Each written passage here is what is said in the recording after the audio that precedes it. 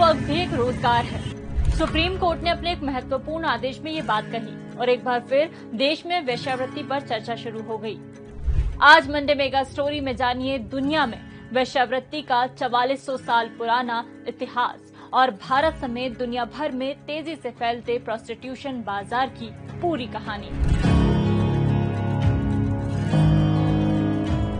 वेश्यावृत्ति को अंग्रेजी में प्रोस्टिट्यूशन कहते हैं। ये शब्द ऑक्सफोर्ड डिक्शनरी में पहली बार 1530 ईस्वी में शामिल हुआ। शब्द का मतलब खुद के शरीर को किसी के सामने बिकने के लिए ऑफर करना। भारतीय कानून के मुताबिक वेश्यावृत्ति एक महिला द्वारा पैसा या किसी सामान के बदले अपने शरीर को यौन संभोग के लिए किराए पर देना है। आज तूल पकड़ने वाले इस मुद्दे का दुनिया में 4400 साल पुराना इतिहास है। वेनुतई चवन कॉलेज कराड़ के प्रोफेसर SR सरोदे ने UGC प्रोजेक्ट के तहत historical study of prostitution trade in India past and present नाम से एक रिसर्च की है। रिसर्च पेपर के पेज नंबर 27 पर प्रोफेसर ने दावा किया है कि प्री हिस्टोरिक पीरियड यानी वो समय जिसका लिखित साक्ष्य नहीं है, तब इंसान पशु पक्षी की तरह यौन संबंध बनाता था। आदिमानव के समय में भी महिलाओं के लिए लड़ाइयां लड़ी जाती थी। औरतें अपने पसंद के पुरुषों के साथ, जबकि पुरुष किसी भी महिला के साथ संबंध बनाते थे। करीब 3300 ईसा पूर्व सिंधु घाटी सभ्यता की शुरुआत के बाद आर्थिक गतिविधियां तेज हुई तो व्यापारियों में शराब और औरतों की लत लगी। फिर धीरे धीरे शुरुआत हुई वेश्यावृत्ति की। दुनिया में सबसे पहले वेश्यावृत्ति की शुरुआत 2400 ईसा पूर्व मेसोपोटामिया के बेबीलोन शहर और सुमेर सभ्यता में देखने को मिलती है। वेश्यावृत्ति यानी सेक्स वर्क दुनिया के अलग अलग कल्चर के साथ घुला मिला है। मेरे इस कथन के लिए आप मुझे सोशल मीडिया पर ट्रोल मत कीजिएगा। ये सारे सबूत गेडा लर्नर की किताब the origin of prostitution in ancient Mesopotamia में मिलते हैं। उन्होंने लिखा कि सुमेरियन पुजारी उरुक शहर में वेश्यावृत्ति की देखरेख करते थे। इसका एक उदाहरण कर्नाटक में हजारों सालों से मनाया जाने वाला सोनदत्ती पर्व था। इसमें कुंवारी लड़कियों को देवी यलम्मा को समर्पित किया जाता और बाद में इन लड़कियों की बोली लगाकर बेच दिया जाता। लड़कियों को खरीदने के लिए मुंबई, पुणे और बड़े शहरों से लोग भी आते। लड़की के परिवार को रेगुलर इन दलालों से पैसा मिलता था। हालांकि अब कर्नाटक सरकार इस कुप्रथा को खत्म करने का दावा करती है। 1780 ईसा पूर्व बेबीलोन के छठे राजा हाम्मुराबी हुए।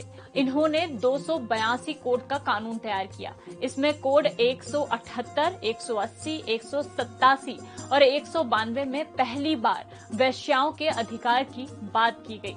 भारत में वेश्यावृत्ति के इतिहास को दो हिस्सों में बांटा गया है। पहला प्री हिस्टोरिकल पीरियड जब लेखन कला नहीं थी। दूसरा वैदिक काल और इसके बाद। प्री हिस्टोरिकल पीरियड की बात करें तो भारत में इस समय विवाह व्यवस्था नहीं थी। ऐसे में आदि मानव आपस में यौन संबंध बनाते। औरतों को लेकर इनमें लड़ाइयां लड़ी जाती। यहाँ प्रोफेशनल वेश्यावृत्ति नहीं थी। ऋग्वैदिक काल में राजा ऋषियों को स्लेव गर्ल यानी लड़कियां भेंट में देते थे। वहीं पोस्ट वैदिक काल में ब्राह्मण पीरियड यानी 900 से 700 ईसा पूर्व तक वेश्यावृत्ति को प्रोफेशन के रूप में स्वीकार कर लिया गया। प्रधानमंत्री नरेंद्र मोदी की किताब सोशल हार्मनी में वशिष्ठ ऋषि के एक वैश्या के गर्भ से पैदा होने की बात लिखी है। साफ है कि वेश्यावृत्ति हमारे समाज में काफी पहले से है, लेकिन ये बाजार फला फूला मुगल काल में। बाबर, हुमायूं, अकबर, शाहजहां, औरंगजेब और फिर बहादुर शाह जफर के शासन में वेश्यावृत्ति बढ़ी। मुगल सल्तनत में राजा महाराजाओं के दरबार की खूबसूरती को बढ़ाने के लिए सैकड़ों महिलाओं को रखा जाता।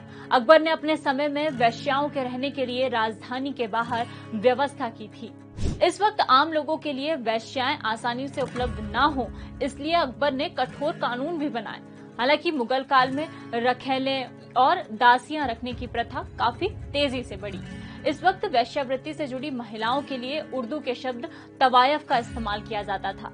क्वार्ट्ज वेबसाइट के मुताबिक लखनऊ समेत कई जगहों पर वेश्यावृत्ति के लिए रंडीबाजी शब्द का इस्तेमाल किया जाता था। यूनाइटेड नेशन के डेटा के मुताबिक भारत में 6,57,000 सेक्स वर्कर्स हैं। महिला और बाल विकास कल्याण मंत्रालय की 2004 की स्टडी के मुताबिक 18 साल पहले देश में सिर्फ 28 लाख फीमेल सेक्स वर्कर्स थे।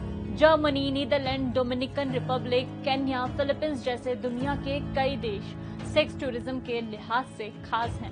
आज दुनिया में 14 लाख करोड़ रुपए से ज्यादा का वेश्यावृत्ति का बाजार है।